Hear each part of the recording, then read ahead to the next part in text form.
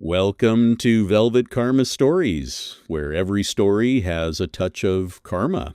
The night Chicago's skyline glowed its brightest was the same night Camila Rhodes's world collapsed in silence.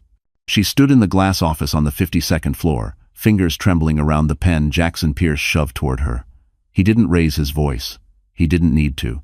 His cold eyes said everything. "Sign it, Camila. We both know you're not cut out for this marriage. Or motherhood." His words sliced straight into the part of her heart that still believed he cared. She had found out she was pregnant only hours earlier, still dizzy from the doctor's warnings, her mind fighting to hope. Jackson hadn't even asked if she was okay. He'd only asked for the divorce. Outside, the city shimmered like diamonds, cars crawling beneath the tower, a plane crossing the night sky, a lonely siren echoing between the buildings. Inside, it was dead quiet. Camila swallowed the lump in her throat, her eyes stinging. She tried to speak, but Jackson's phone lit up with a message from Sienna Vale, the model who had been haunting her suspicions for months. "Don't fall apart," he muttered, annoyed. "It's embarrassing." Her fingers tightened painfully around the pen. When she finally signed, it felt like her spine cracked. Jackson snatched the papers as if he'd been waiting years. No goodbye, no guilt, no remorse. Just a nod, as if she were a problem finally removed from his schedule.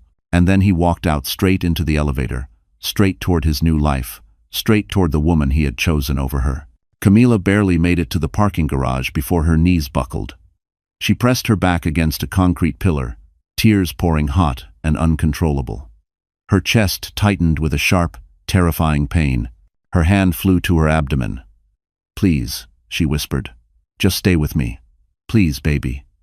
The cold air wrapped around her like punishment. Her breath fogged in front of her lips as another wave of pain rolled through her. She tried calling Jackson, then stopped. Of course he wouldn't come.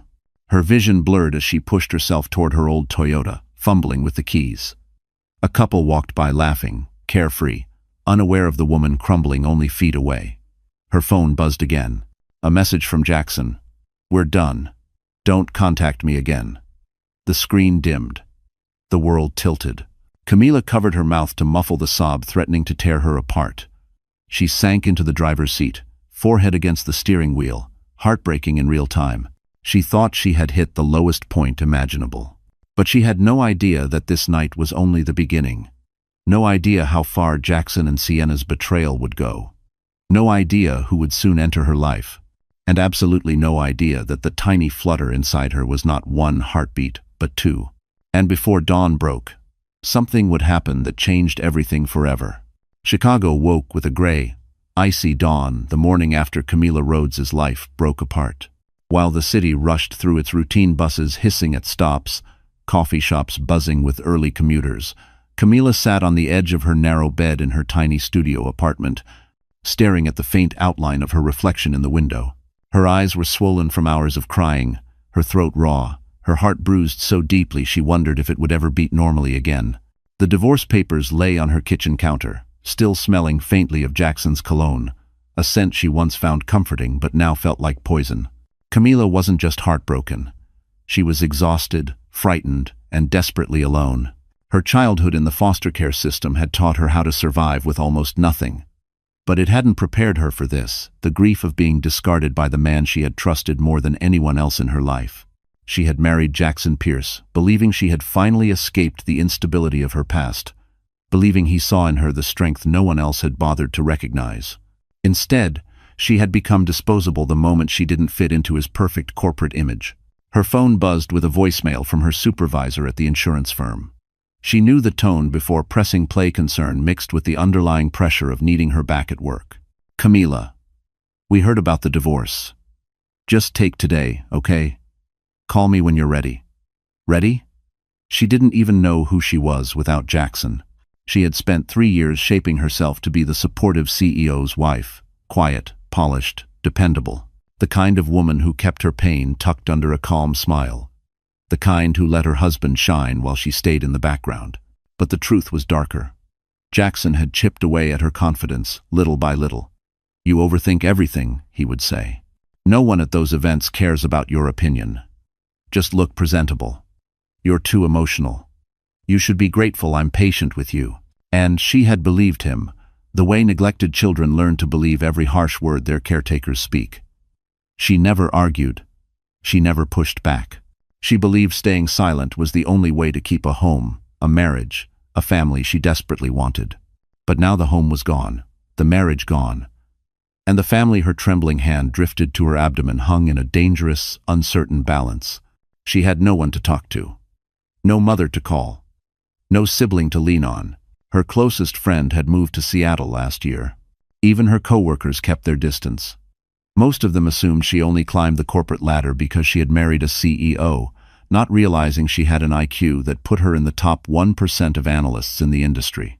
She had built her success the way she built her life, quietly, alone, and without applause. As the city brightened outside, Camila forced herself to stand. She washed her face, pulled her hair into a low ponytail, and wrapped herself in the thick beige sweater her foster mother had knitted years ago, the only item she had saved from that time. She needed warmth. She needed something that felt like safety. She didn't know what came next. She didn't know how to survive a pregnancy with no partner, no money, and no emotional support. She didn't know how to rebuild her life from ashes for the second time. But somewhere under all the fear, something small flickered. Not hope exactly, more like defiance. Because even shattered women can stand again. And Camila Rhodes was about to discover just how strong she truly was.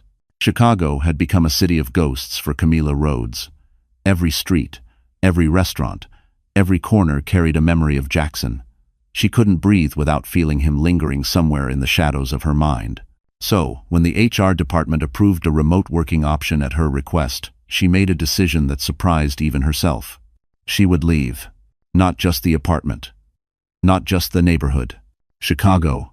By the end of the week, she was dragging 2 suitcases across the worn carpet of O'Hare Airport, her heart hammering as if she were fleeing a crime scene.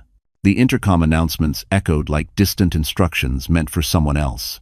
Her entire life had shrunk to 2 bags, a lukewarm bottle of water, and one fragile secret growing inside her, one she wasn't sure her body could keep, but she prayed for anyway. Her destination, New York City. It wasn't a glamorous choice. It wasn't about reinvention. It was survival. New York was big enough for her to disappear, busy enough for no one to ask questions, loud enough to drown out all the parts of her heart she didn't want to hear anymore. When the plane touched down, the city greeted her with the usual sensory overload, horns blaring, cabs weaving like they were in a Grand Prix, steam rising from street grates like the earth itself was exhaling. Yet beneath the chaos, something stirred in her chest, a pulse, a faint rhythm of possibility. Maybe this was the right place to fall apart. And maybe, just maybe, it was the right place to start again. Her temporary rental was in Washington Heights, a modest 3rd-floor walk-up with a stubborn radiator and a view of a brick wall. But it was quiet, anonymous, and far removed from the polished glass world Jackson lived in. She unpacked slowly, folding each item with care, almost ritualistically. A new beginning didn't have to be glamorous. It just had to be hers. The next morning she ventured into the city, needing air, needing distraction. Manhattan was a world she had only ever seen during business trips with Jackson, always from the back seat of a car, always filtered through his rigid schedule. Now she walked it as a stranger, unnoticed, free in the smallest, saddest way. Central Park in early fall was breathtaking, leaves blazing gold and red, as if setting the entire landscape on fire. She sat on a bench, her hands instinctively cradling her abdomen. She didn't look like a pregnant woman yet. She barely felt like one. The fear was constant, the fear of losing the baby, of failing again, of history repeating itself. But surrounded by joggers, families, and strangers laughing under the late morning sun, she let herself breathe. It was here, under the shadow of the American elm trees, that her life's next chapter quietly shifted. She didn't notice him at first, the tall man leaning against a lamppost, dressed in a charcoal coat that didn't quite match his rugged, understated presence. He wasn't watching her specifically, just observing the park with a thoughtful stillness unusual for New York. But he noticed her, a woman alone, eyes red from crying, shoulders tense as if holding the weight of something invisible. His gaze lingered a moment, not with curiosity, but with recognition. Camila didn't know it yet, but this was Adrian Crowell, the man whose existence would unravel everything she thought she understood about power, loyalty, and fate. And in just a few weeks, he would become the most important person she had ever met. But for now, he remained a stranger, watching her life quietly drift toward him. Back in Los Angeles, far from the quiet corner of Central Park where Camila tried to piece herself together, Jackson Pierce was celebrating. Not quietly, not privately, but loudly, flashily, like a man who wanted the world to know he had won. The rooftop of the Pierce Biosystems Innovation Tower glittered under the California Sunday. A private brunch was underway, attended by influencers, investors, and every social climber desperate to orbit Jackson's rising star. Photographers drifted between tables, pretending to be discreet while capturing every angle of the new power couple. Lun. At the center of it all sat Jackson, immaculate in a tailored navy suit, one hand on his champagne glass and the other resting possessively on the thigh of Sienna Vale. Sienna smiled at the cameras with practiced sweetness, her eyes large and luminous. But underneath that softness lived something sharp. Calculating. Dangerous. She had spent years learning how to charm powerful men, how to slip into their lives like silk, and stay long enough to secure what she wanted. This time, she wanted everything. Jackson leaned toward her, brushing a strand of hair behind her ear. To anyone watching, it looked tender, intimate. But Sienna felt the truth. His touch was more about ownership than affection. "Heard from the board yet?" she whispered, her voice low so the microphones wouldn't catch it. "They're approving the merger proposal on Monday," he said, confidence dripping from every word. "After that, Pierce Biosystems becomes the dominant force in the biotech market." "And your ex-wife?" she asked, feigning innocence as she sipped her mimosa. "Camila?" he scoffed. "She's irrelevant. Probably crying somewhere, but that's not my problem anymore." Sienna hid her smirk behind the rim of her glass. His arrogance was a tool she used. Well, he underestimated everyone, even the woman who had been loyal to him for years. A man like that was easy to manipulate, easy to lead exactly where she wanted. But inside, a flicker of annoyance tightened her stomach. Jackson still spoke about Camila with a lingering irritation, as if the very memory of her existence bothered him. Sienna didn't like sharing space in a man's mind with another woman, not even in whispers. Just a few steps away, Jackson's mother, Evelyn Pierce, watched them with thinly veiled disapproval. A woman bred in old money circles, Evelyn considered Sienna a temporary distraction, and she didn't bother hiding it. She leaned toward her sister, murmuring in a voice meant to be overheard. "He's making a mistake. That girl is not Camila." And Jackson heard it. His jaw tightened. He hated being compared to his ex-wife, because deep down, he knew Camila had been the best thing in his life. The only person who genuinely cared for him. The only one who believed he was more than the ruthless CEO he had become. But ego was louder than conscience. So he pretended not to care. "Mother will adjust," Jackson murmured to Sienna. "Once the wedding happens, they'll all accept you." Sienna's smile sharpened. "As long as it happens soon." "Oh, it will," Jackson said. "I've planned everything." Len. He didn't know it yet, but his carefully curated world had a crack running right through it, one he had created the night he forced Camila to sign those papers. A crack about to split wide open. As the brunch continued, and cameras flashed, Jackson lifted a champagne glass to toast his bright, untouchable future. But somewhere, thousands of miles away, the woman he discarded was carrying the one thing he believed he could never have. A child.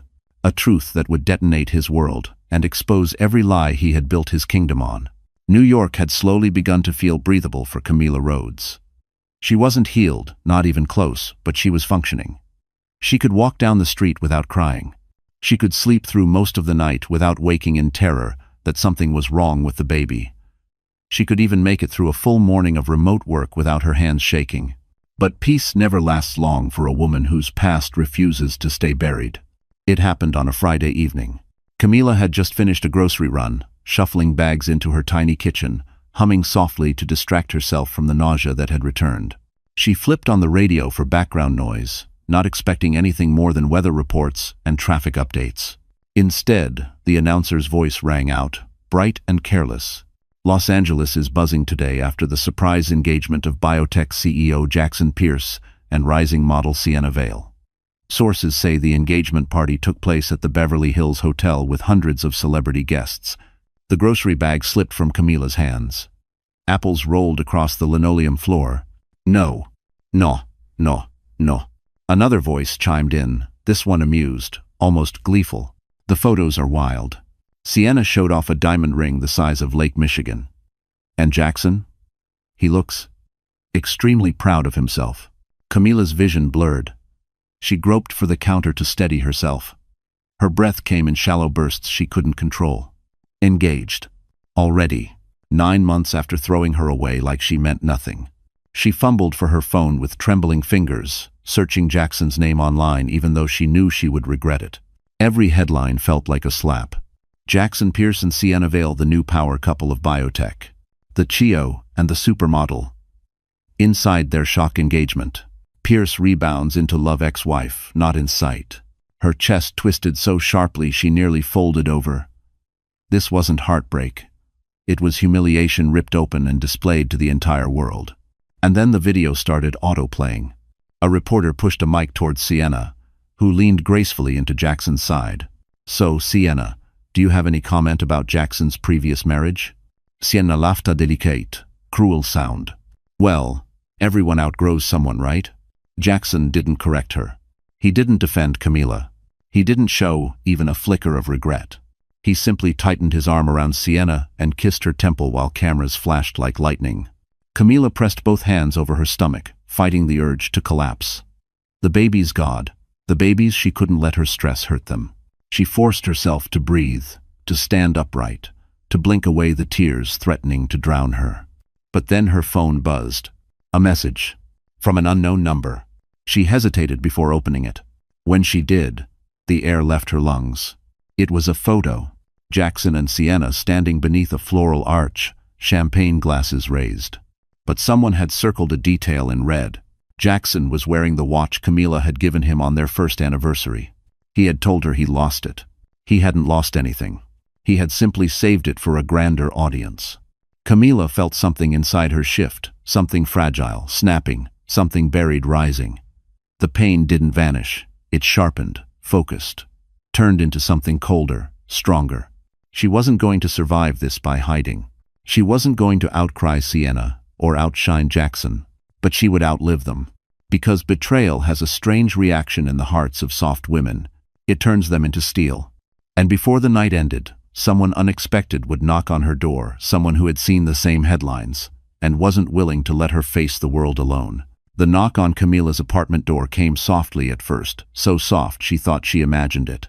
She sat on the floor between scattered groceries, her breath still unsteady from the storm of emotions the engagement news had unleashed. Her sweater sleeves were damp from wiping tears she didn't even remember shedding. She pressed a hand over her abdomen, whispering to the babies whose existence felt like the only thing tethering her to the world. Another knock. Firmer. She flinched. Camila? A voice called from outside. A man's voice. Calm. Deep. Unfamiliar yet strangely steadying. It's Adrian Crowell. We met briefly, in the park. Her heart lurched.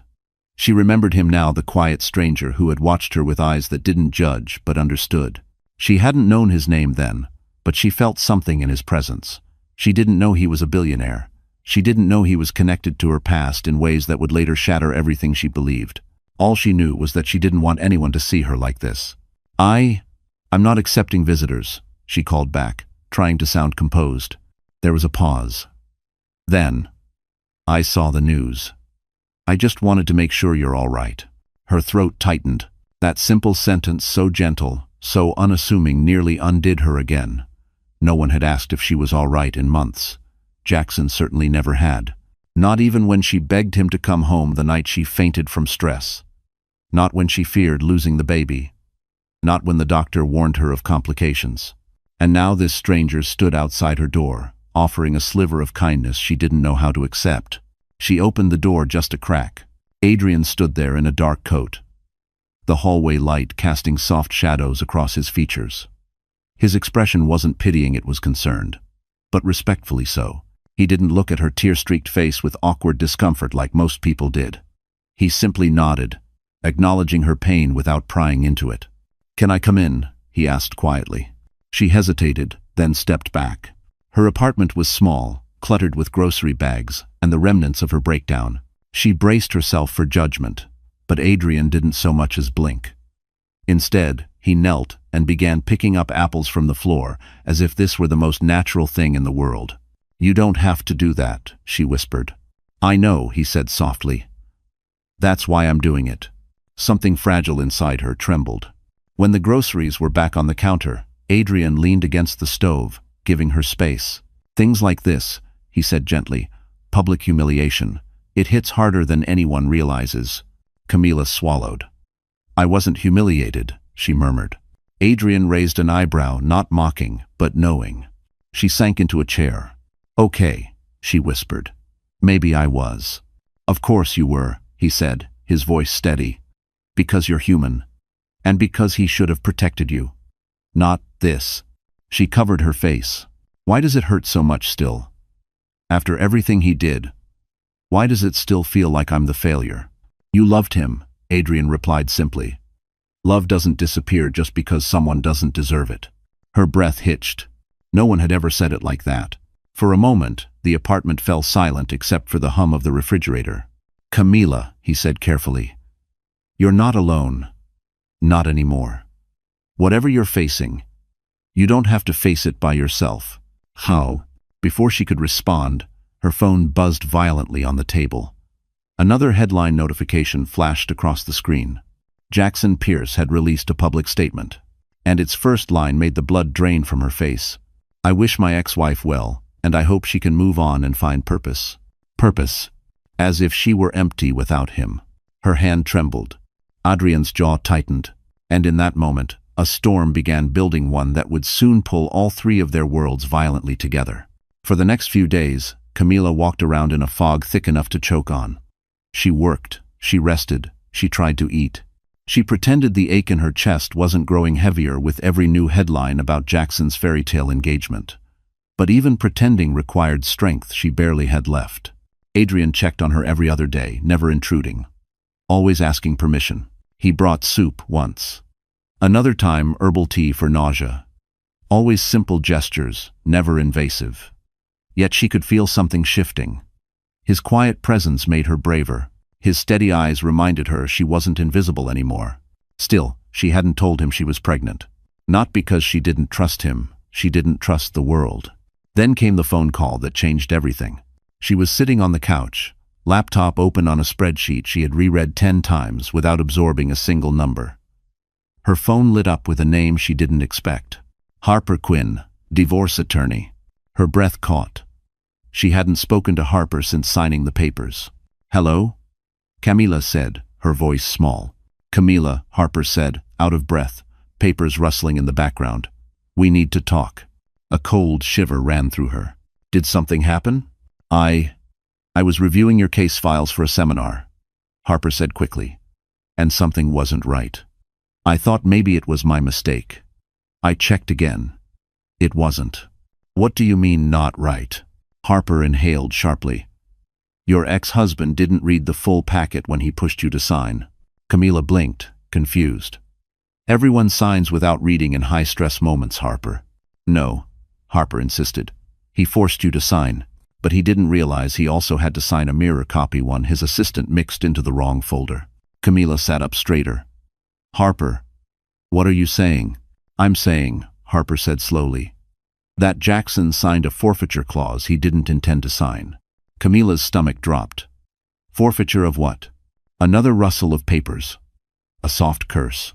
"Camila, the clause states that Jackson Pierce waives all parental rights to any child conceived before the divorce date." The room spun. "What?" she whispered. "Legally," Harper continued, voice trembling with disbelief, "if you had a child with him even unknowingly, he has 0 rights. Financial, custodial, visitation. Nothing. He forfeited everything the moment he shoved those papers at you."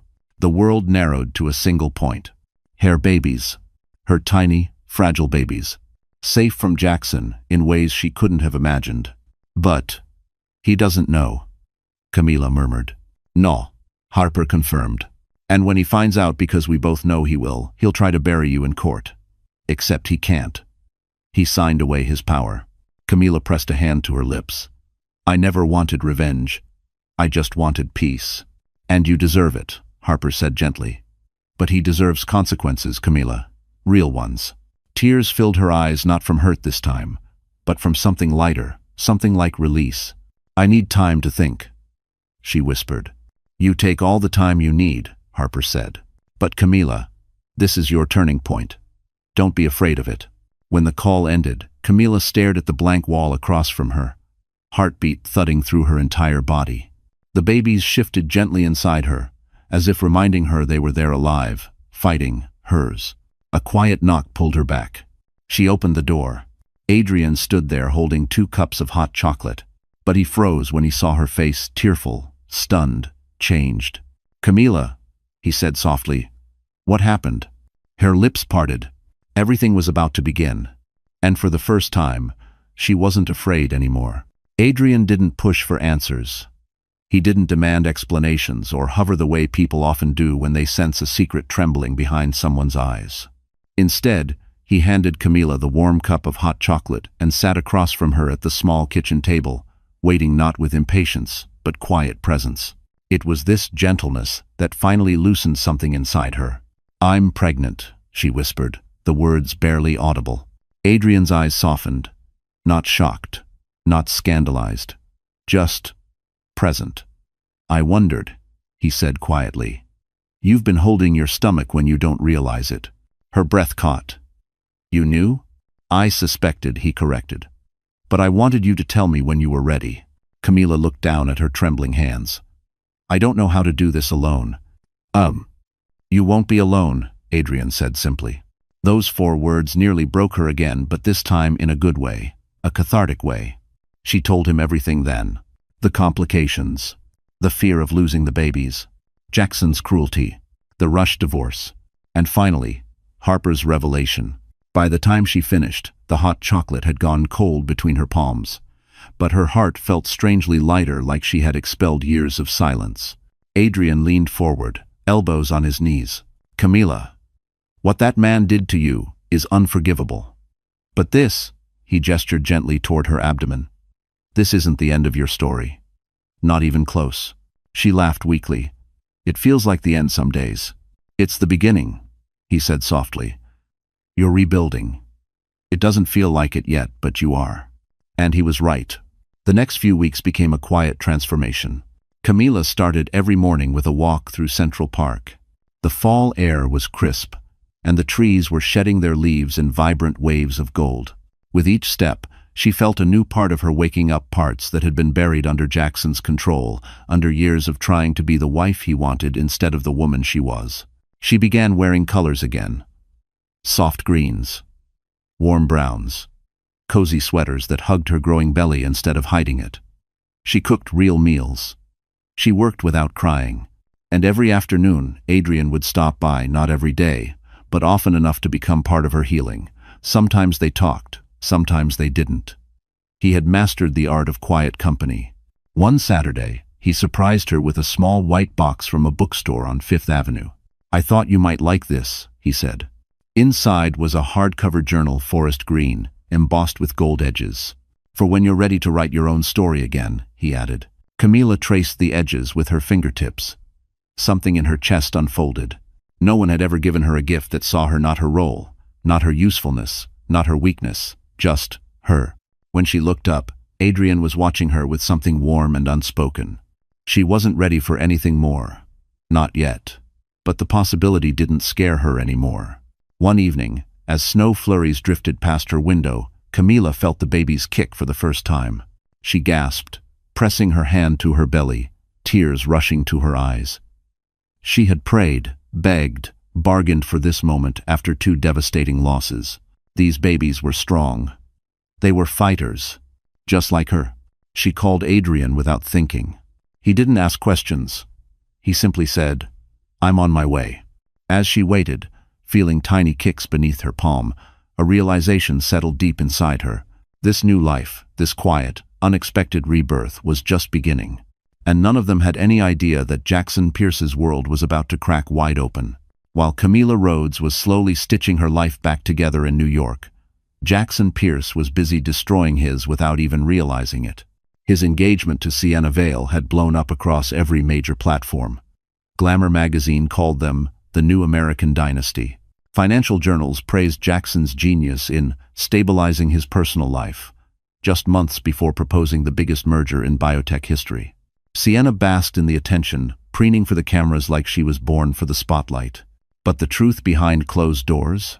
Everything was unraveling. The board of Pierce Biosystems wasn't celebrating the engagement the way Jackson expected. In fact, several members were furious. Investors whispered that Sienna was a liability and a PR risk. Some called the engagement unprofessional timing. And deeper still, there were rumors, ugly ones, circulating through boardrooms in hushed voices. Why did Jackson push the divorce so fast? Was there misconduct? Why is he hiding Camila? Jackson dismissed it all. He believed his career was untouchable. But the first real fracture appeared on a Tuesday morning. It started with a glitch. The company's flagship medical software, the one Jackson had promised would revolutionize personalized diagnostics, began delivering inconsistent results during a major investor demonstration. The system froze. Twice. An assistant fainted from panic. Jackson lost his temper publicly, yelling at a developer in front of a dozen stakeholders. Videos leaked online within hours. Pierce stock dipped 3% before noon. Sienna tried to console him, draping herself over his shoulder like a decorative shawl, but Jackson's patience was thinning. "Not now, Sienna," he snapped. Cameras caught it. Twitter turned it into a meme. But the worst part? The glitch wasn't random. Someone had tampered with the software's testing environment. Someone inside the company. Someone who knew exactly where to strike. And Jackson had no idea who. 3,000 miles away, Camila wasn't thinking about Jackson at all. She sat curled on her couch, laptop open, rerunning the last ultrasound clip. Her babies, tiny, strong, beautifully alive, floated on the monitor like two little miracles. She pressed a hand against her belly. "You're safe," she whispered. "I'll protect you." But safety was fragile, because while she tried to find peace, Jackson was losing control. And men like Jackson never lose quietly. The second crack hit a week later. Jackson was sitting in a high-level board meeting when a folder slid across the table toward him. It contained digital footprints tied to mismanaged funds money he didn't remember authorizing. Someone had rerouted funds from a research project to a private shell corporation. "Are you accusing me of fraud?" Jackson snapped. "We're asking for clarification," said Chairman Lee, voice cold as marble. Jackson flipped through the pages, heart hammering. None of it made sense. None of it matched approvals he remembered giving. But the timestamps didn't lie. His login, his authorization, his digital signature. Except Jackson hadn't signed any of it. Someone was setting him up. Someone with access. Someone smart enough to dismantle him one document at a time. His pulse spiked. His mind raced. But still he didn't think of Camila. He didn't consider that the woman he threw away could matter again. He didn't consider that his past could return like a ghost with teeth. And he certainly didn't consider the possibility that another man, a man far more powerful than him, might be quietly watching everything unfold. As the meeting ended, Jackson stormed toward the elevator, slamming the folder shut. He didn't see the thin smile forming on Chairman Lee's lips. He didn't know new alliances had already been formed. And he didn't know his downfall had already begun. Because someone was about to tie every piece of his unraveling empire. Back to the night, he forced Camila to sign those papers. The contractions began just after dawn. Camila Rhodes had been awake most of the night, unable to shake the strange pressure in her lower abdomen. She tried to breathe through it, chalking it up to stress or the baby's shifting. But when the pain sharpened, curling through her like a hot wire, she knew. Her water hadn't broken yet, but instinct screamed that it was time. Fear clawed at her immediately. She wasn't due for weeks. Not yet. Not now. Her hands shook as she dialed the one number she trusted. Adrian answered on the first ring. "Camila?" Her breath hitched. I think something's happening." He didn't ask questions. Didn't waste a second. "I'm on my way. Don't move." 0. Minutes later, though, it felt like hours he was at her door, shrugging off the cold morning air as he scooped her into his arms with a gentleness that belied his size and strength. "You're okay. I've got you." His voice was steady, grounding her as contraction after contraction rolled through her. The cab ride to the hospital was a blur of pain, fear, and Adrian murmuring calm reassurance beside her. By the time they arrived, nurses had her in a wheelchair, rushing her through bright hallways that smelled of antiseptic and urgency. "She's early," one nurse muttered. "Twins?" another asked. "High-risk pregnancy. Page neonatal." Camila squeezed her eyes shut. Not now. Not yet. Not when the world finally felt like it wasn't collapsing beneath her feet. Adrian stayed close the entire time, his hand wrapped around hers as doctors fastened monitors to her belly.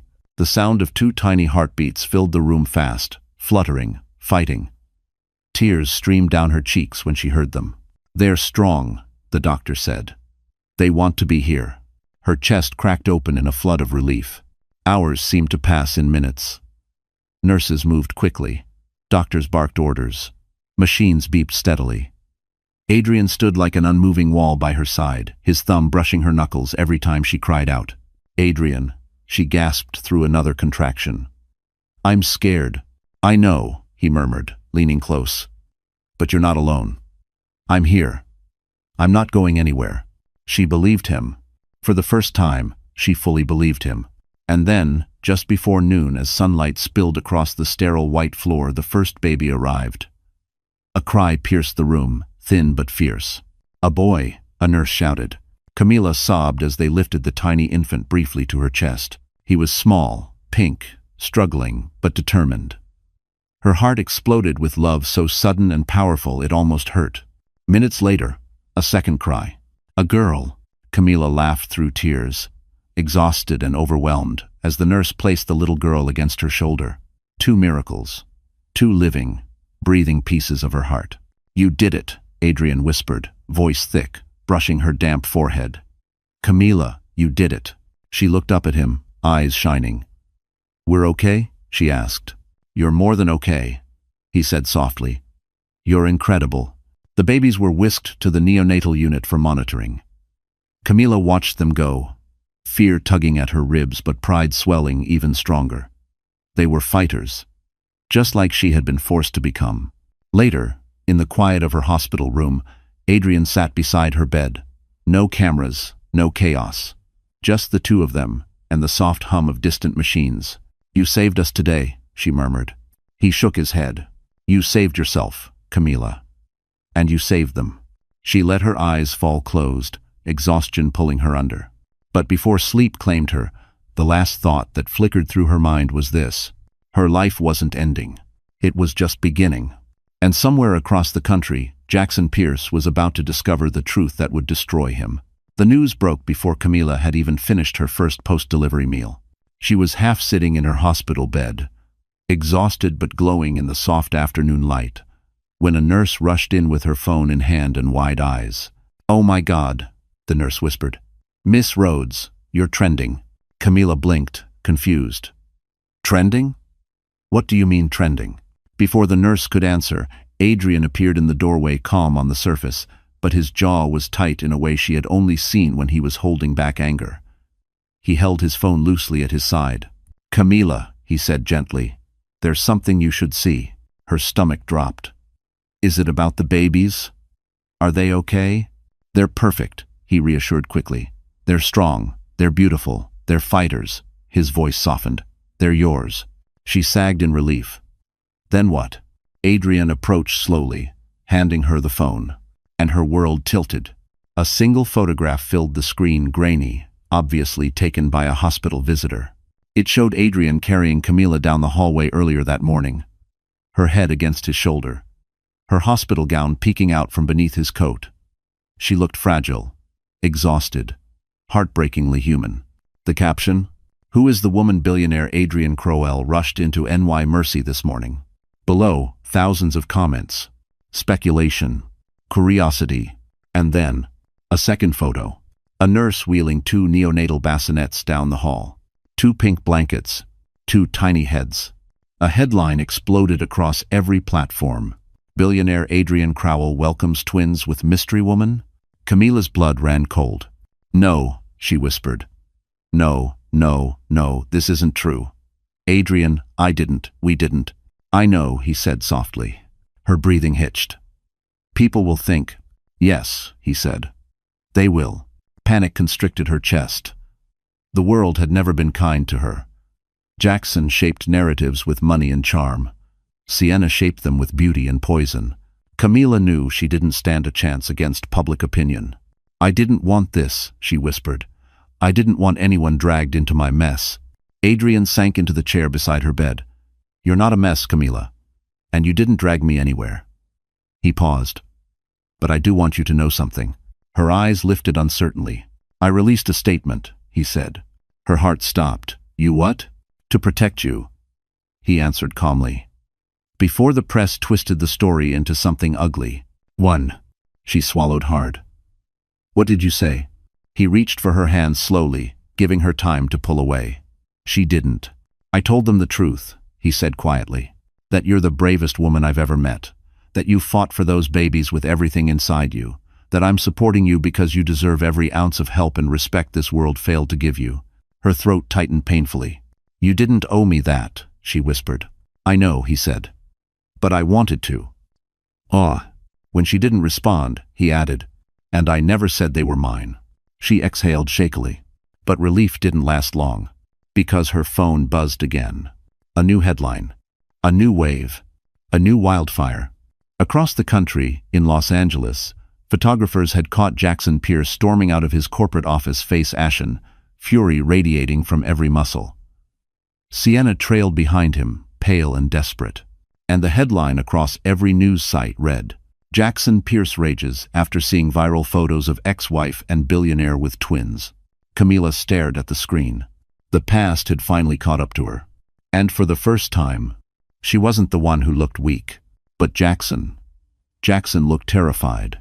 Jackson Pierce had always believed two things absolutely. He controlled the narrative. Camila Rhodes would never rise without him. Both beliefs shattered the moment he saw the viral photos. He was in a boardroom in downtown Los Angeles, facing a dozen executives, when his phone wouldn't stop buzzing. At first, he ignored it. He was too busy trying to defend the collapse of the software demonstration the week before. But when every person at the table began glancing at their phones, eyebrows lifting in disbelief, Jackson finally snapped. "Is there something more important than this meeting?" Chairman Lee slid his tablet across the table. "You should see this." Jackson looked down, and the world punched him in the gut. A photo of Camila, weak and exhausted, in the arms of another man. Adrian Kroll, biotech's most elusive, most powerful investor. Then another photo. Two bassinets, two babies, twin babies. His hands froze. His throat dried. His pulse hammered so violently he could barely see the screen. The headline screamed, "Mystery Twins. Billionaire Crowell seen supporting former Mrs. Pierce at hospital." The boardroom spun. He didn't hear Chairman Lee dismissing the meeting. He didn't hear Sienna calling his name from the hallway. He didn't hear anything. Just the roar of disbelief flooding his skull. Twins. Babies. Camila. And Adrian Crowell? The man who had publicly humiliated more than one CEO with a single investment shift. The billionaire who could make or destroy entire companies with a phone call. The man Jackson knew, despised him for reasons he never understood. No. No. No. He stormed out of the conference room, ignoring cameras, ignoring staff, ignoring the way Sienna tried to cling to his arm. "Jackson, please talk to me." "Not now," he growled, shoving past her. But Sienna chased him down the hallway, heels clicking like gunshots. "She's doing this on purpose. She wants to embarrass you." Jackson spun on her so fast she flinched. "She had twins, Sienna. Twins. And you expect me to believe this is nothing?" He didn't realize how loud he was until he noticed the interns staring. Sienna stepped closer, lowering her voice. "You said she couldn't carry a pregnancy. You told me she was too fragile. That the doctor warned." "She was," he snapped. "She had complications. She. His voice collapsed under the weight of his own guilt. Complications. Tears. Please. The night she begged him not to leave her alone. Memories slammed into him like a freight train. Sienna touched his arm again, softer this time. "Jackson, are you sure those babies aren't?" "They can't be mine," he said automatically. "My doctor said." He stopped, because he remembered something. The day he met with the specialist, the temporary infertility diagnosis, the injection protocol he had skipped, the follow-up appointment he never attended, the warning he brushed off, "You may still be fertile for the next several months." His stomach dropped to the floor. Oh God, what if? No. He refused to finish the thought. They're not mine. He whispered again, but it sounded less certain. Sienna's eyes narrowed. Then why does he look like you? He froze. What did you say? She turned her phone toward him. A close-up of the baby boy, tiny nose, soft jawline, familiar eyebrows. A face that sent ice down Jackson's spine. Because the resemblance was undeniable. He stumbled back, breath strangled. No. Impossible. Impossible. Except, it wasn't. Panic exploded in his chest. Because if the twins were his, then Camila Rhodes wasn't just trending. She was holding the very thing that could destroy him. His legacy. His reputation. His future. And worst of all, his last shred of control. He grabbed his coat, voice hoarse. I'm going to New York. Sienna's face paled. Jackson, wait, what are you going to do? He didn't turn around when he answered. Get the truth. But deep down, he already knew. The truth was about to ruin him. The storm over Manhattan had no mercy that night. Rain slammed against the windows of NY Mercy Hospital in angry sheets, like the sky itself was warning the world that something irreversible was about to happen. Inside her dim recovery room, Camila Rhodes slept lightly, too lightly, her body still aching from labor, her heart still adjusting to the overwhelming reality of motherhood. The twins rested in the neonatal unit, monitored closely, but stable. Safe. Breathing. Alive. She should have been at peace. But a woman who has survived betrayal never truly sleeps deeply. Around 2 a.m., the door creaked open. Camila's eyes snapped open instantly, fight or flight instinct awakened. She sat up, breath shallow. Camila, Harper Quinn whispered, rain dripping from her coat. I'm sorry for the late hour. But I had to come. Now. Camila blinked, still groggy. Harper? What's wrong? Harper shut the door behind her and pulled out a waterproof folder from her bag. The logo stamped on the tab read, Pierce Biosystems, Confidential Personnel Records. Camila's heart lurched. Where did you? Anonymous delivery, Harper said. Left at my office an hour ago. And whoever sent it wanted you to see this before Jackson reaches New York. Fear rippled through Camila's chest. Jackson is coming here, she whispered. Harper nodded grimly. He's already on a red-eye flight, and he won't be arriving empty-handed. Camila swallowed hard. What does that mean? Harper opened the folder. Photos, emails, financial reports, medical documents, all with Jackson's signature. But the document on top, highlighted, stamped, marked, was the one Harper placed gently into Camila's trembling hands. A fertility evaluation. Jackson's fertility evaluation. The same appointment he swore was just routine. The same appointment he refused to discuss. And on page 3, in bold clinical text, patient exhibits temporary infertility due to hormonal imbalance. Conception is still possible within a 6-month window. Camila blinked. Her pulse roared in her ears. 6 months. Her babies were conceived 4 months before the divorce. Everything inside her went cold. He knew, she whispered. He knew he could still. He knew it wasn't impossible. Harper nodded tightly. And he hid it from you. Then rushed the divorce. Then forced you to sign while knowing he might still be the father. A soft, devastated sound escaped Camila's throat. She pressed a hand over her mouth, shaking. All those nights, Jackson dismissed her. All the times he accused her of being the problem. All the pain. All the shame. All the self-blame. Ali. A manipulation. A punishment. He let me believe I was broken, she whispered, voice cracking. He let me think I couldn't carry a baby. He let me think every miscarriage was my fault. Tears streamed down her face, not weak tears, but furious ones. Betrayal reopened like a wound freshly cut. Harper placed a second document into her lap. And here's what destroys him. 1. Camila stared down at the page. It was the forfeiture clause. The one Jackson signed blindly. The one giving up all rights to any child conceived before the divorce date. Legally binding. Witnessed. Filed. Irreversible. He can't touch your babies, Camila, Harper said softly. Not legally, not financially, not emotionally. He signed away every ounce of control. Camila pressed a hand to her chest as relief and rage collided inside her. So why is he coming? She whispered. Harper exhaled. because he hasn't seen this yet. And when he finds out, he'll lose everything. His company, his reputation, his engagement. Investors will flee. The board will crucify him. And the press. Harper shook her head, almost pitying. He's coming to fight for power he's already lost. Camila closed her eyes, breathing through the truth. And when she opened them again, her eyes weren't scared. They were steel.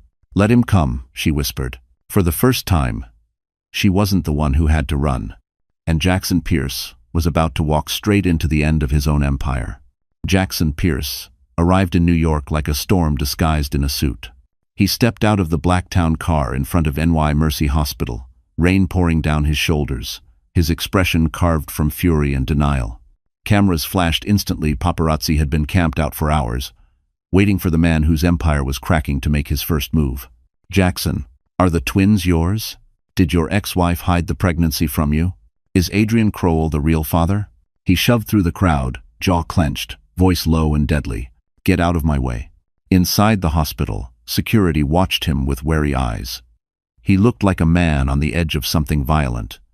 He looked like someone with everything to lose. He found the neonatal wing. He found the hallway. He found the door. But before he could enter, someone stepped out of the shadows and blocked him.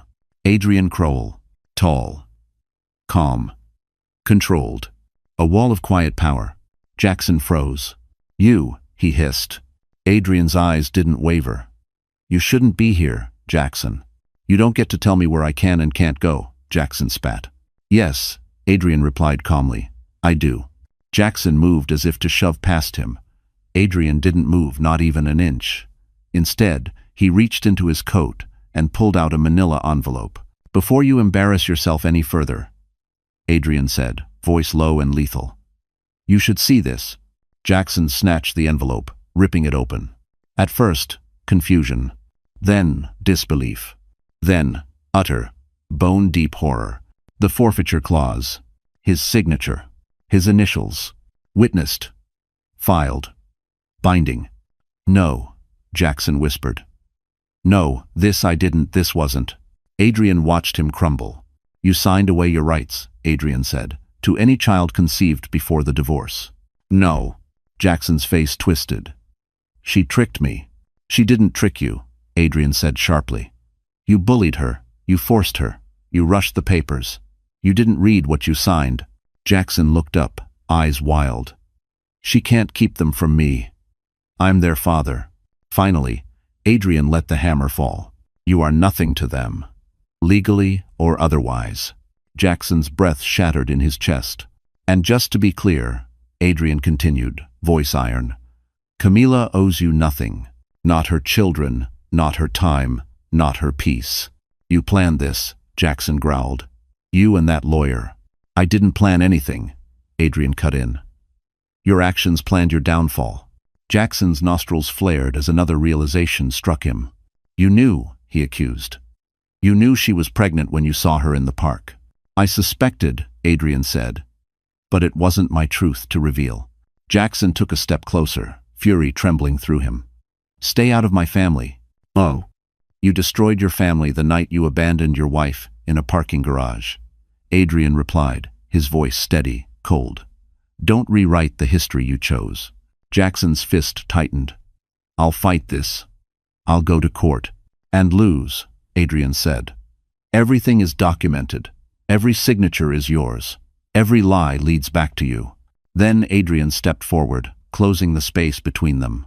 "And if you try to hurt her," he said softly, dangerously, "I will make sure you lose much more than a custody battle." For the first time in his life, Jackson truly looked afraid. Before he could respond, the neonatal nurse exited the room behind them. "Mr. Crowell, the twins are ready for their feeding." Jackson inhaled sharply. "They're here?" he whispered. "Right behind that door?" Adrian nodded once. "You don't get to see them," he said. Jackson's face collapsed, and Adrian walked past him, into the room where Camila and her newborns waited, leaving Jackson Pierce standing alone in a cold hallway, drenched in rain and the consequences of his own sins. It was the first time the world saw him, not as a CEO, but as a man losing everything he thought he controlled. The morning after, Jackson Pierce stormed into the neonatal wing and was stopped cold by Adrian Crowell, New York woke up with a new villain, and his name was trending worldwide. The tabloids weren't gentle. They were merciless. Number Pierce meltdown. Number Crowell vs. Pierce. Number protect Camila. Every headline carried the same tone. The fall of a powerful man who finally met the consequences he spent years avoiding. And Camila Rhodes? She had unintentionally become the nation's symbol of quiet resilience. News anchors replayed Adrian blocking Jackson in the hospital hallway, captured by a visitor who recorded the confrontation from down the corridor. The video had gone viral in hours. Millions watched Adrian stand between Camila and Jackson like a shield, his voice calm but sharp. He destroyed his own family, Adrian said. Don't rewrite the history you chose. Those words hit the public like a punch. Meanwhile, Jackson sat in the back of a black SUV outside the hospital, hands shaking with a mixture of rage, humiliation, and a fear so unfamiliar he didn't know how to name it. His phone rang nonstop. Board members, lawyers, investors. He ignored all of them. Except one call from Sienna.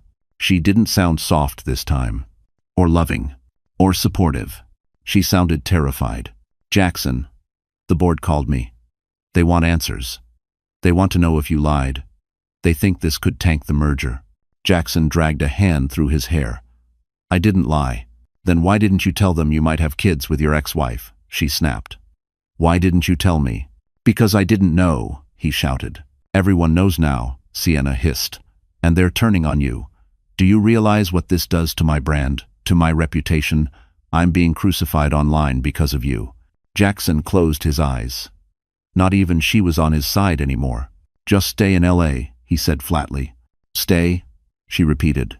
Jackson, I'm not sure. Don't, he warned, voice dropping.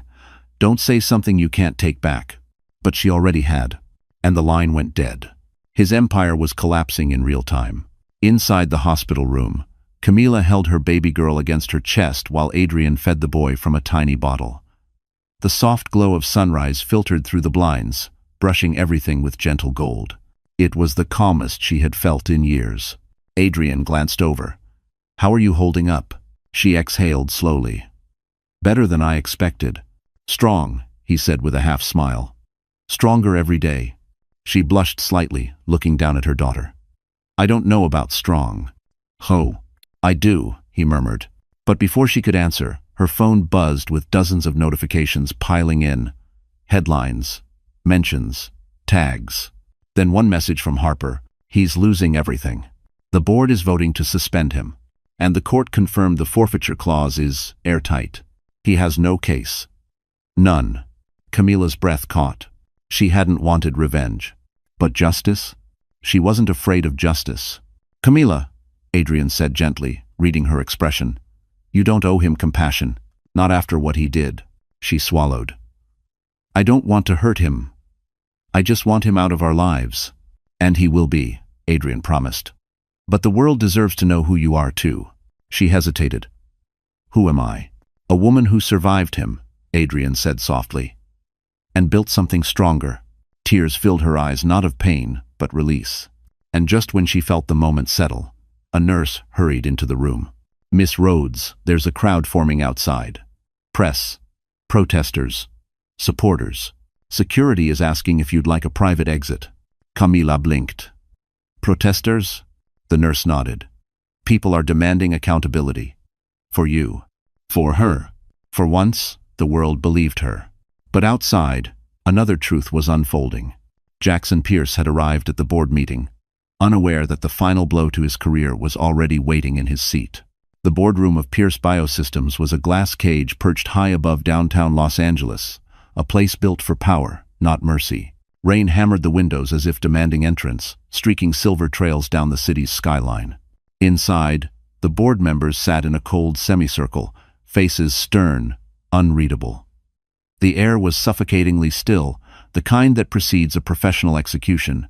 Jackson Pierce entered late. His suit was wrinkled, his tie crooked, his eyes bloodshot from a sleepless flight, and a lifetime of arrogance collapsing within 24 hours. He tried to gather himself, smoothing his jacket, as if that alone could restore his authority. Gentlemen, he began, trying to sound composed. Whatever you've seen online. Sit, Chairman Lee said. The single syllable cut him down like a blade. Jackson stiffened but took his seat, jaw tight. The projector screen lit up. Not with slides. Not with financial projections. But with headlines. Pierce CEO concealed ex-wife's pregnancy. Twins? Public erupts over Jackson Pierce's silence. Biotech scandal. CEO accused of abandoning pregnant wife. Crowell steps in where was Pierce. Every headline hit like a slap. We've endured scandals before, Jackson snapped. This is nothing but PR. This is not PR, board member Santos interrupted. This is a pattern of unethical behavior. Another board member leaned forward. And now, possible financial misconduct. Lun. Jackson's heart lurched. What misconduct? The lights dimmed slightly as a folder slid across the table toward him. Several transactions were authorized under your credentials, Chairman Lee said. Funds diverted to a shell corporation. Millions unaccounted for. I didn't approve those transfers. Jackson barked. Someone tampered with. Then why, Lee said slowly, were they authorized from your office, your devices, your personal login? Jackson's pulse pounded. Someone hacked my account. Santos scoffed. Convenient. This is Adrian Crowell, Jackson hissed, leaning forward. He's orchestrating this. He's trying to take me down. No, Lee said calmly. The timing aligns with your personal choices. Then the screen changed again. Photos of Camila, pregnant, in the hospital, held protectively by Adrian. The twins' bassinets. The room went unbearably still. Lee folded his hands. You lied to us. Jackson felt heat crawl up his neck. I didn't know she was pregnant. She kept it from me. Lee didn't blink. We have medical records showing you were warned about temporary infertility. You knew conception was possible. Yet you concealed that information while rushing your divorce and announcing an engagement. Jackson's stomach dropped. Furthermore, Santos added, we received a legal statement confirming you signed a forfeiture of parental rights. The humiliation was suffocating. You're asking us to believe, Lee said, that you abandoned your wife, attempted to erase a pregnancy, and now want to lead a company built on ethics. Jackson slammed his hand on the table. I am this company. No, Lee said calmly. You were. Jackson froze. Lee raised a document. This is a vote for immediate suspension. Pending investigation. No, Jackson whispered, voice cracking. You can't. We can, Santos said. And we will. One by one, board members raised their hands. Jackson watched each vote like a dagger sinking into his flesh. Suspended. Powerless. Erased. The same way he erased Camila. This is a mistake, he pleaded. I built this empire. And now it's collapsing, Lee said. Because of you. Jackson's vision blurred. His phone vibrated relentlessly. He didn't look. But the text preview glowed on the screen.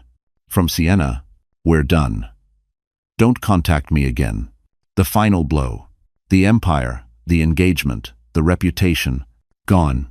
And far away in New York, the woman he discarded was finally safe from him. But Jackson wasn't finished yet. He was about to do something desperate. Something reckless. Something that would push all three of their lives toward a point of no return.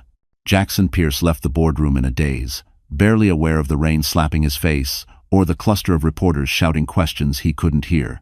His shoes splashed through puddles as he stumbled to the car waiting at the curb, but he didn't get in. He couldn't breathe. He couldn't think. His entire life, his empire had collapsed in 12 hours. The company he built, the woman he flaunted, the reputation he polished. Gone. Because of Camila. Because of Crowell. Because of those twins he never believed could exist. He leaned against a cold concrete pillar in the parking garage, gripping his hair with both hands. How did this happen? He whispered, voice cracking. How did she beat me? He remembered Camila's face in the hospital video, exhausted yet radiant, fragile yet glowing in Adrian's arms. The image burned into his skull, a reminder of every mistake he had made. He wasn't angry at her. He was furious with himself. And terrified. If those twins were his, they held his legacy, his name, his future, and he had signed it all away. A choice he couldn't undo. Unless he created new leverage. A twisted spark ignited in his mind. Not violence. Not intimidation. Information. He would find something, anything to use against Adrian Kroll. And if he couldn't take the twins from Camila legally, he would make sure Adrian couldn't have her either. He pulled out his phone, dialed a number he hadn't used in years. "Marcus," he said when the line picked up, "I need dirt on Kroll. Every scandal, every weakness, everything he's hiding." Lund. There was a long pause on the other end. "Jackson, going after Kroll is suicide." "I don't care." Jackson snapped. "Do it." But Marcus's tone hardened. "You don't understand. Kroll is connected to agencies you've never even been in the same room with. You go after him, he'll bury you deeper than the board just did." A tremor of fear slid down Jackson's spine, then anger swallowed it. "I'm already buried," he hissed. "Just dig." Hem. Meanwhile in New York, Camila held her son against her chest, humming softly as dusk settled outside the hospital window. Adrian sat beside her, arms folded, quietly keeping watch. "You don't have to stay every night," she murmured. "I know," he said gently, "but I want to." She looked at him, really looked, and something inside her softened. Adrian's presence had become a kind of safety she hadn't felt in years. A warmth that slowly unraveled the trauma knotted inside her ribs. "You're thinking too much," he teased. "I'm overwhelmed," she admitted. In a good way, but still overwhelmed. He leaned slightly closer. "You don't have to decide anything now. You just had twins. Your only job is healing." Her eyes softened. "I'm trying, and you're doing better than you think." But when she shifted her gaze, she noticed something outside. A figure standing across the street. Dark coat. Still. Watching the hospital entrance. Her breath caught. "Adrian," she whispered. "Is that?" Adrian's eyes narrowed. He stood, moving to the window with the quiet precision of a man who was used to danger. "It's not Jackson," he said finally. "Wrong height. Wrong posture." "Then who?" Adrian exhaled slowly. "Someone watching him. Or us." A chill crept over her skin. "What does that mean?" "It means," Adrian said, jaw tightening, "that Pierce isn't the only threat in play. Someone else has decided to get involved." "One." The babies stirred softly in her arms. Camila held them closer. And for the first time since giving birth, true fear not for herself, but for them pressed hard into her chest. Because whatever was coming next wouldn't be simple and wouldn't be safe. The figure outside the hospital didn't move. He stood across the street beneath a flickering street lamp, coat collar turned up, head tilted just slightly, as if listening to something the world couldn't hear. Cars passed. Pedestrians hurried by. But he remained fixed, his attention trained on the neonatal wing windows as though he were guarding or hunting. Camila felt her skin prickle. "Adrian, who is he?" Adrian didn't answer immediately. He watched the silhouette with the steady, controlled stillness of a man who had lived too long in rooms where silence mattered more than words. "He's not paparazzi," Adrian murmured. "Then what is he?" Adrian finally turned to her. "A complication." Her pulse spiked. "Does this have to do with Jackson?" "Indirectly," Adrian said. "When a CEO of Jackson's profile falls, the wolves always show up." Camila held her breath. Wolves. Competitors. Investors. Private intelligence firms. People who smell blood and want to know whether he's dying or can still be revived. Adrian's jaw tensed. And some of them want information about the twins. Her arms instinctively tightened around her sleeping baby girl. "They're infants. Why would anyone care?" "Because they're part of the Pierce bloodline," Adrian said softly. "And because Jackson's enemies want leverage." Leverage. The word made her stomach drop. Adrian stepped closer, resting a hand gently on her shoulder. "No one is reaching you or the babies. Not while I breathe." But fear had already curled itself around her heart. At the same time, 3 states away, Jackson sat alone in a cheap motel room, his suit gone, his eyes wild, nothing left of the polished CEO persona he wore like armor. His phone buzzed. An unknown number. He answered, voice raw. "Who is this?" A calm, unfamiliar voice responded. "Someone who knows you lost your company." Jackson stiffened. "If this is about the board, It's not, the voice interrupted. It's about the twins. Silence. Heavy. Deadly. Jackson's throat closed. What about them? You're desperate, the voice said. And desperation makes men useful. Jackson swallowed hard. What do you want? Not what I want, the voice corrected. What you want. Access. Information. Control. A beat of dread pulsed through Jackson's chest. Meet me tomorrow, the caller continued, or lose the only leverage you have left. The line went dead. Jackson gripped the phone so tightly his knuckles whitened. Someone else wanted the twins. Someone who didn't care about Camila. Someone who thought Jackson was weak enough to use. He slammed his fist onto the table. No, he whispered. They're mine. They're my children. But the truth clawed at him. He had no legal right to them. No moral right. Nothing but desperation. And desperation made him dangerous. Back in New York, Adrian asked the nurse to take the twins for an hour so Camila could rest. But sleep didn't come. Her mind replayed the image of the figure outside. Every shadow in the hallway felt heavier. An hour later, Adrian returned, his expression different, harder, colder. I had someone identify the man, he said. Camila sat up. And? He's former private intelligence, Adrian replied. A fixer. Sometimes hired by executives who want things kept quiet or removed. Her breath caught. Removed? He's not here to hurt you, Adrian said quickly. If that were the goal, he wouldn't be standing in plain sight. He's here to gather information. Lot. On the babies? She whispered. On you, Adrian corrected. On why a powerful man like Jackson would lose everything over a woman he discarded. Camila's eyes filled with fear. Adrian, I don't want to be dragged into this war. He knelt beside her, taking her hands. You didn't start this war, he said, but you're going to finish it with me. She exhaled shakily. And Jackson? She asked. Adrian's voice dropped to steel. Jackson is about to learn what happens when you hurt a good woman. He stood, glancing toward the window. And the man in the shadows? Adrian's jaw tightened. He won't be the only one watching. Because the storm was no longer forming. It had arrived. And everyone, Camila, Adrian, Jackson, was standing directly in its path. The storm outside NY Mercy had thinned to a steady drizzle by the time Camila Rhodes was discharged with the twins. The babies were cleared to go home under close monitoring, and though exhaustion weighed heavily on her shoulders, she finally felt a fragile sense of hope. Adrian insisted on escorting her to his penthouse, more secure, better protected, safer than her apartment in Washington Heights. She didn't argue. She couldn't. Not with strange men watching the hospital. Not with Jackson spiraling out of control, and not with the quiet dread that something was coming. It didn't take long. Their SUV had just pulled into the private parking garage beneath Adrian's building when headlights flared from the opposite direction, too bright, too fast. Tires screeched against wet pavement. Adrian reacted instantly.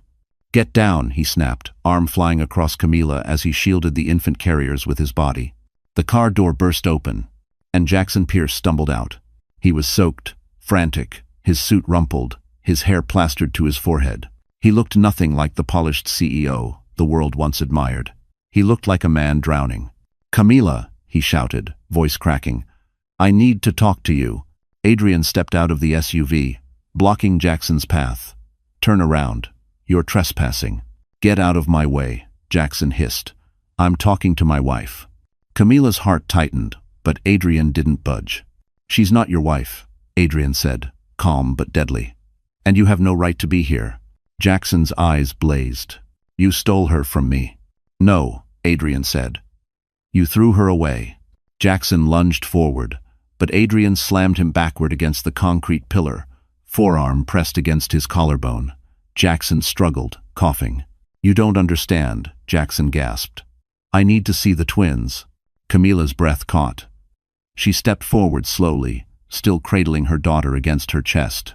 Why? She asked quietly. Why now? Jackson froze. Rainwater dripped from his lashes. His chest heaved. His voice wavered. Because I think they're mine. Silence. A cold, heavy silence that seemed to swallow the garage. Camila's fingers trembled. They were always yours, Jackson. I never lied to you. His face crumpled. Then why didn't you tell me? he rasped. She swallowed hard. Would you have believed me? You told me I couldn't carry a pregnancy. You told me I was the problem. Her voice cracked. You walked away from me. 1. Jackson's eyes darted between her, the babies, and Adrian, who still kept one hand braced against his chest. I made mistakes, Jackson breathed. But I can fix this. I can be involved. I want to be in their lives. Camila looked at him, really looked, and felt something inside her shift. Not sympathy, not love, not hatred, clarity. No, she said softly. You can't. Jackson blinked. Camila, you signed away your rights, she continued, voice steadier now. You made your choice before they were even born. And you don't get to rewrite it because you regret it. Jackson's jaw trembled. I didn't know. You didn't want to know. She cut in. He flinched as if slapped. Adrian released his grip slowly, stepping back beside Camila like a shield made human. Jackson's voice finally broke. So that's it? I lose them too? Camila held her son tighter.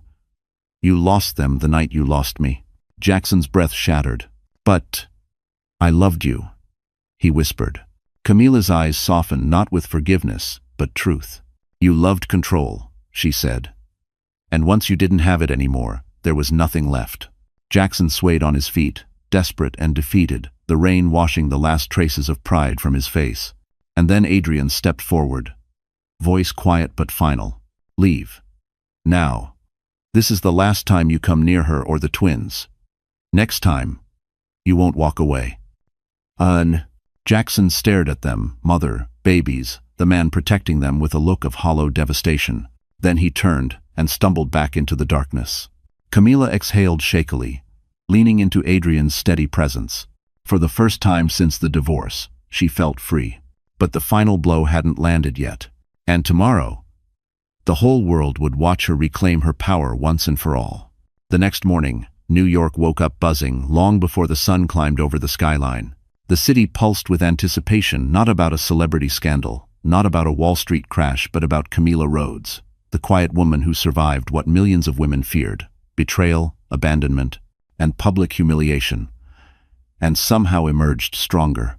Outside Adrian Crowell's penthouse, crowds had gathered, press, supporters, even strangers holding signs. We stand with Camila. Justice for moms. Power doesn't make a family, love does.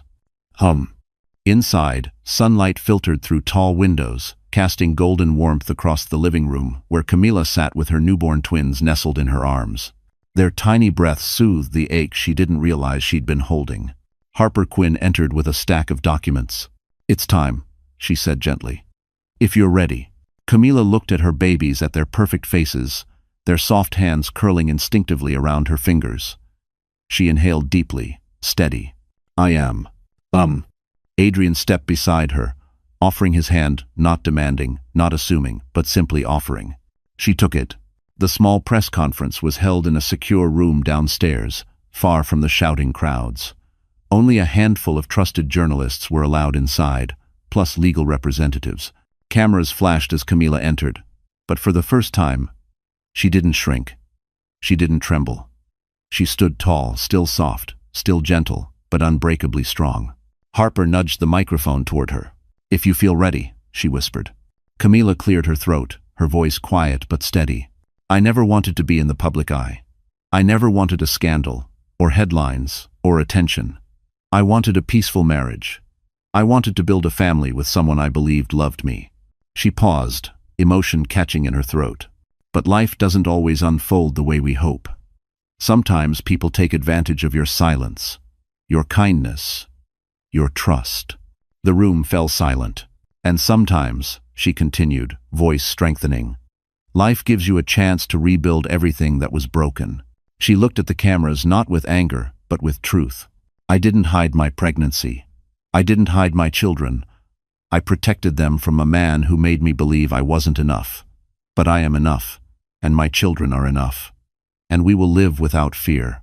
Then Harper stepped forward, lifting a single paper, the document that sealed Jackson's fate. This, Harper announced, is the legally binding forfeiture of parental rights signed by Jackson Pierce. It is final, irrevocable, and fully enforceable. A ripple of shock moved through the room. And, Harper added, there will be no custody battle, no visitation rights, no financial claims. The children are solely, entirely, legally, Camila's. Flash, flash, flash. Camila felt her lungs expand as if she were breathing fully for the first time in years. Then the next blow landed, delivered not by her, but by Harper. In addition, evidence of Mr. Pierce's fraudulent transfers and unethical behavior has been submitted to federal investigators. A full inquiry has been opened. Gasps. Murmurs. Adrian's jaw tightened with approval. Justice hadn't just arrived. It thundered. Across the country, surrounded by reporters outside the collapsing empire he once ruled, Jackson Pierce watched the live stream on someone's phone. His face drained of color. The board's vote. The investigation. The forfeiture clause. His ex-wife's strength on full display. Everything he tried to bury had buried him instead. And as the cameras turned on him, hungry, relentless, Jackson finally understood. This wasn't Camila's revenge. It was his consequence. Hours later, back in the quiet of the penthouse, the twins slept peacefully in their bassinets. Camila sat on the couch, exhaustion and relief sinking into her bones. Adrian joined her, sitting close enough for comfort but far enough for respect. "You changed everything today," he said softly. "No," she whispered. "I just told the truth." He studied her, admiration warming his eyes. "Camila, you deserve more than survival. You deserve joy. You deserve love. You deserve a future that finally gives as much as you give." Her heart fluttered. "And if you ever want that future with me," he added gently, "I'm here." 1. Camila exhaled, a small smile touching her lips. Not pressured, not rushed, not claimed, just free. She leaned her head against his shoulder, watching the skyline glow through the glass. For the first time, her life felt whole. Her children safe. Her dignity restored. Her past closed. Her future wide open. And in the soft, golden quiet, Camila Rhodes finally stepped into the life she always deserved. So, that's the end of our story, my wonderful friends. And if you're still here, listening all the way to this moment, then something in Camila's journey must have touched your heart in a way only real pain and real healing can. Maybe you've been betrayed. Maybe you've had to rebuild yourself from nothing. Or maybe you're still learning how to let go of someone who only held you back. Camila's story reminds us of something the Stoics said long ago. What stands in the way becomes the way. Her heartbreak didn't destroy her, it shaped her. It taught her strength she never knew she had. And just like Marcus Aurelius wrote, the impediment to action advances action. Every wound became a doorway. Every loss became a turning point. Life doesn't always give us the closure we want, but it does give us the chance to rise higher than the people who tried to break us. And if you're going through something heavy right now, please remember, you too can rebuild. You too deserve peace. If this story stayed with you, give it a like, share it with someone who needs strength today, and don't forget to subscribe so we can walk through more stories together. You're not alone. And you never were. And you never were. And you never were. And you never were. And you never were. And you never were. And you never were. And you never were. And you never were.